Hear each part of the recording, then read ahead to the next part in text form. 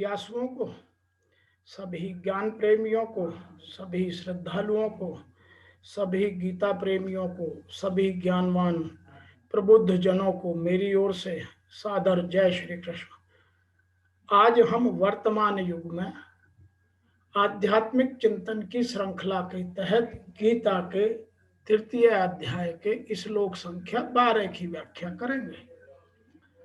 अभी तक भगवान कृष्ण अर्जुन को उसके प्रश्नों का उत्तर देते देते बार बार यह समझाने की कोशिश कर रहे हैं कि यज्ञ के अतिरिक्त कर्म सब बंधन कारक होते हैं। हम जो भी अन्य कर्म करते हैं उनमें कहीं ना कहीं हमें बंधन मिलता है। अतः इस बंधन से मुक्त होने के लिए कर्मों के स्वरूप का त्याग न करके कर्तव्य बुद्धि से कर्म करना आवश्यक है।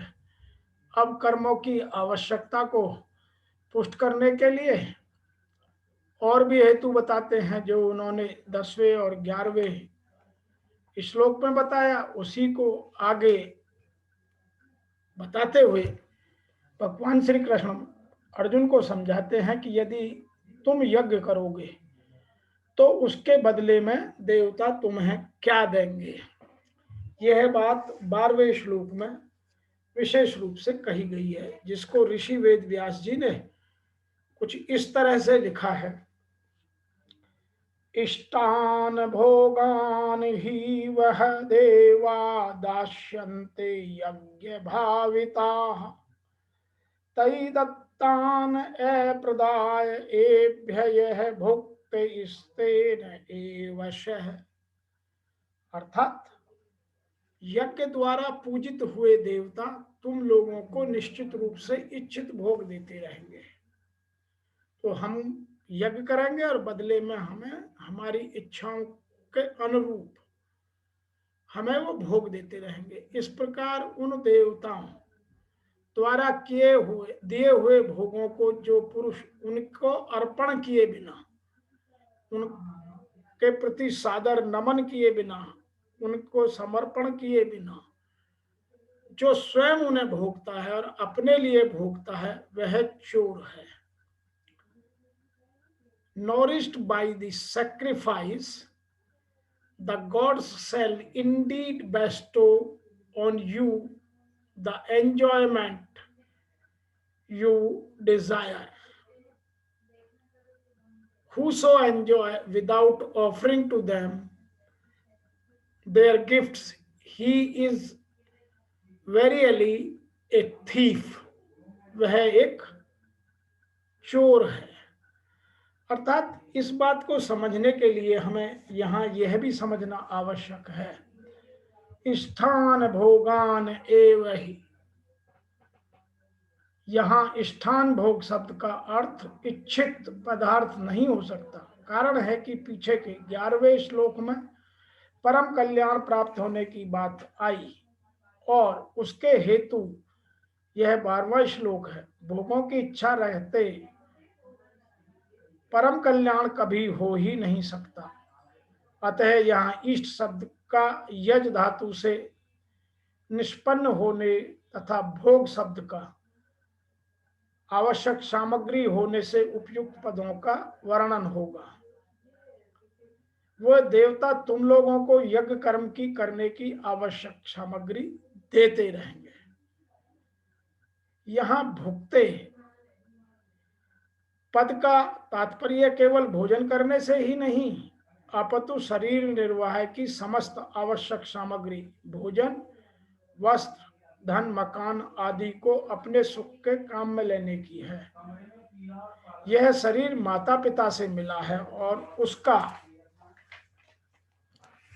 पालन पोषण भी उन्हों के द्वारा किया गया है। विद्या गुरुजी से मिली है। देवता सबको कर्तव्य कर्म की सामग्री देते हैं। ऋषि सबको ज्ञान देते हैं। पितर मनुष्यों की सुविधा का उपाय बताते हैं। पशु पक्षी वृक्ष लता आदि दूसरों के सुख में स्वयं को समर्पित कर देते हैं। यद्यपि पशु पक्षी आदि यह ज्ञान नहीं रहता कि हम परोपकार कर रहे हैं, तथापि वह दूसरे का उपकार स्वतः होता रहता है। इस प्रकार हमारे पास जो भी कुछ सामग्री है बल, योग्यता, पद, अधिकार, धन, संपत्ति आदि, वह सब की सब हमें दूसरों से मिली है। इसलिए इन सबको हमें दूसरों की सेवा में ही लगाना चाहिए, और उनकी सेवा में लगाने का जो हम काम करेंगे वही यज्ञ होगा। शरीर, इंद्रियां, मन, बुद्धि आदि सभी पदार्थ हमें संसार से मिले हैं या ये माया रूपी पंच तत्व हैं, इनसे मिले हैं, जो कभी अपने नहीं हैं और ना ही अपने होंगे। अतः इनको अपना और अपने के लिए मानकर इनसे सुख भोगना बंधन है। इस बंधन से छूटने का यही सरल उपाय है कि जिनसे ये पदार्थ हमें मिले हैं, हम उन्हीं को मानते हुए उन्हीं की सेवा में निष्काम पूर्वक इनको लगा दें, और यही हमारा परम कर्तव्य और यही हमारा त्याग है। कर्मयोग के सिद्धांत में प्राप्त सामग्री, सामर्थ्य, समय और समझदारी का सदुपयोग करने का विधान है। प्राप्त सामग्री आदि से अधिक की कामना करना कर्मयोग के सिद्धांत के विरुद्ध है। स्तेन एव से, यहाँ से स्तेन पदों में एक वचन देने का तात्पर्य यह है कि अपने कर्तव्य का पालन न करने वाला मनुष्य सबको प्राप्त होने वाली सामग्री, अन्न, जल, वस्त्र आदि का भाग दूसरों को दिए बिना अकेला स्वयं लेता है, अतः वह चोर है। यह व्यष्टि शरीर किसी भी प्रकार से समष्टि संसार से अलग नहीं है और अलग हो सकता भी नहीं, क्योंकि समष्टि अंश ही व्यष्टि कहलाता है। इसलिए व्यष्टि शरीर को अपना मानना और समष्टि संसार को अपना न मानना राग, द्वेष आदि इंद्रियों के द्वंद्व का कारण है। यही अहंकार, व्यक्तित्व, असंतता पैदा करता है। कर्मयोग के अनुष्ठान से ये सब राग, द्वेष आदि सुगमता से मिट जाते हैं। हिंदू संस्कृति एकमात्र उद्देश्य मनुष्य का कल्याण करना है। इसी उद्देश्य से ब्रह्मा जी सृष्टि के आदि में मनुष्य को निस्वार्थ भाव से अपने अपने कर्तव्य द्वारा एक दूसरे की सुख दुख पहुंचाने की आज्ञा देते हैं, जैसा कि 10वें श्लोक में कहा गया। यहाँ एक बात और भी समझने की है। देवता, ऋषि, पितृ, पशु, पक्षी, वृक्ष, लता आदि सभी का स्वभाव ही परोपकार करना है। मनुष्य सदा से इनके सहयोग पाने के कारण इनका ऋणी है। इस ऋण से मुक्त होने के लिए वह पंच महायज्ञ, ऋषि यज्ञ, देव यज्ञ, भूत यज्ञ, पितृ यज्ञ और मनुष्य यज्ञ का विधान है। मैं इन यज्ञों का दोबारा नाम लेता हूं, कहीं आप नोट करना चाहें तो कर सकते हैं।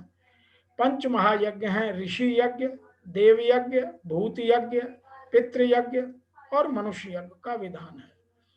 मनुष्य एक ऐसा प्राणी है जो बुद्धि पूर्वक सभी को अपने कर्तव्य कर्मों से तृप्त कर सकता है। अतः सबसे ज्यादा जिम्मेदारी मनुष्य पर ही है। इसी को ऐसी स्वतंत्रता मिली है जिसका वह सदुपयोग करके परम श्रेय की प्राप्ति कर सकता है। देवता आदि तो अपने कर्तव्य का पालन करते ही हैं। यदि मनुष्य अपने कर्तव्य का पालन नहीं करता तो देवता में ही नहीं प्रत्युत त्रिलोकपुरी में भी हलचल उत्पन्न हो जाती है, और परिणाम स्वरूप अतिवृष्टि, अनावृष्टि, भूकंप, दुर्भिक्ष और आदि प्राकृतिक आपदाएं या प्राकृतिक प्रकोप होने लगते हैं। यह बात भगवान श्री कृष्ण इसी अध्याय के 23वें और 24वें श्लोक में हमें आगे समझाएंगे कि यदि मैं सावधानी पूर्वक कर्तव्य का पालन न करूं तो समस्त लोक नष्ट हो जाएगा।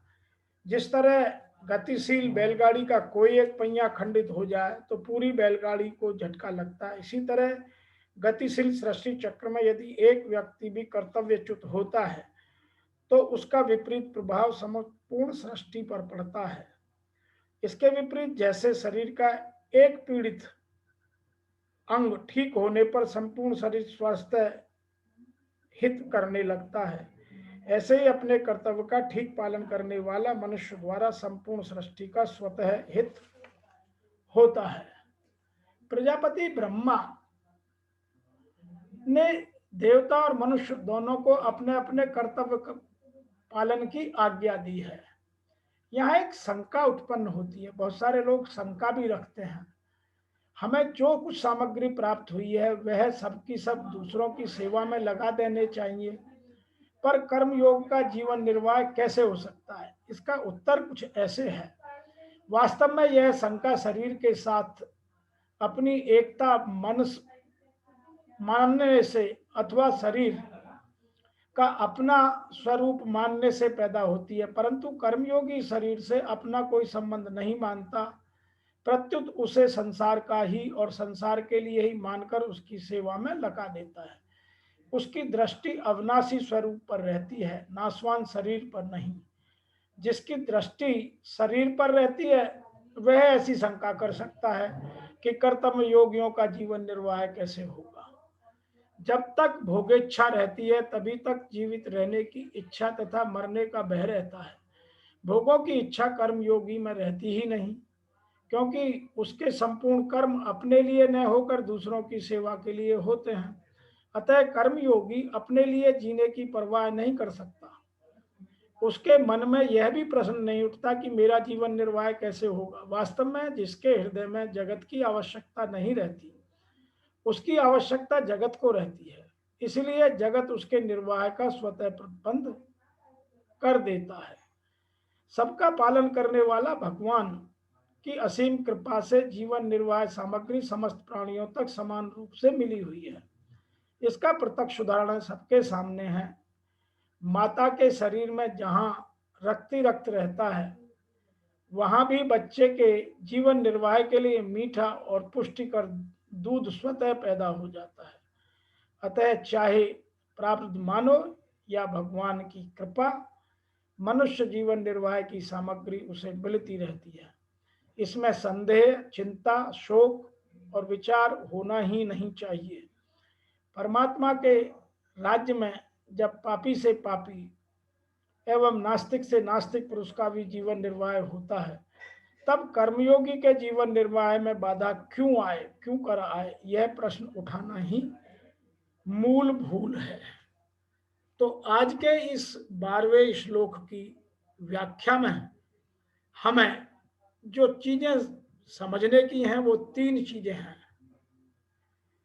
नंबर 1, जब हमें प्रकृति नरिश करती है, नॉरिश्ड बाय सैक्रिफाइस, तो हमें त्याग की भावना स्वतः आना आवश्यक है, क्योंकि हम जिसको भी अपना मान बैठे हैं वह अपना नहीं दूसरों का है और दूसरों की सेवा में लगाने के लिए है, किंतु हम उसे स्वार्थवश अपने लिए लगाते हैं, त्याग छोड़ देते हैं। नंबर 2, भगवान हमें हमारे जीने के लिए सभी सामग्री स्वयं सबको बराबर देता है, जैसे जिसके कर्म वैसे उसकी सामग्री का प्रादुर्भाव।